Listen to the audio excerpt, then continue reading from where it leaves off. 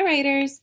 Once I had a student that was really into gymnastics, and her parents, gymnastics is kind of expensive, and apparently her parents decided after a while that they couldn't afford it anymore and couldn't send her.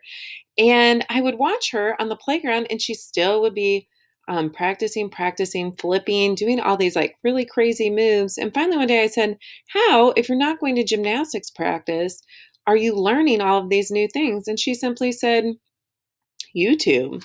So today I want to remind you that one of the most important things you could possibly learn as a writer is this. You can go find an expert that is a mentor text, and that becomes your invisible teacher. So let's say I wanted to write a speech about, um, hmm, what could I write a speech about?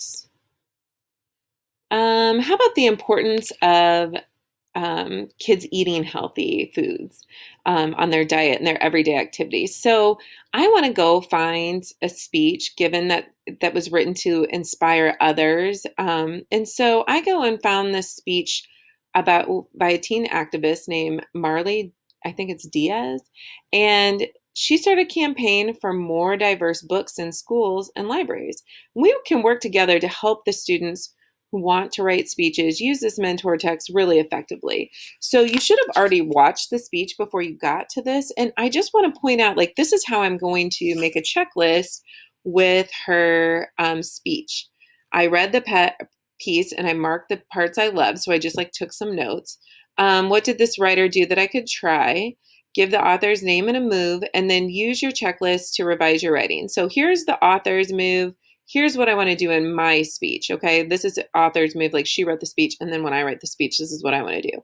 She introduced herself by name and stated her purpose. In my speech, in my writing, I want to introduce myself clearly and what I'm going to talk about and clearly like state what I'm going to talk about. She also used powerful words and statements about her beliefs, using words like exclusion and diversity. I want to carefully choose words and make strong statements like unique and self worth. She used humor and personal touches to connect with her audience. And it says in quotes, "Sushified Marley."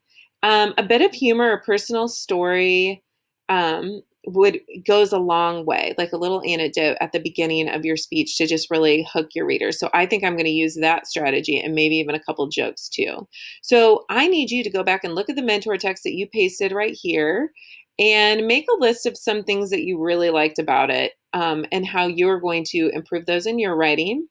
And then you're going to go into your independent project and make those changes and really just make sure you did what you set out to do and that your purpose um, is clear. Okay. So don't forget that Sunday at before midnight, I need a picture of your next piece of writing. It should probably be on a Google Doc or slides by now. And I look forward to reading your writing.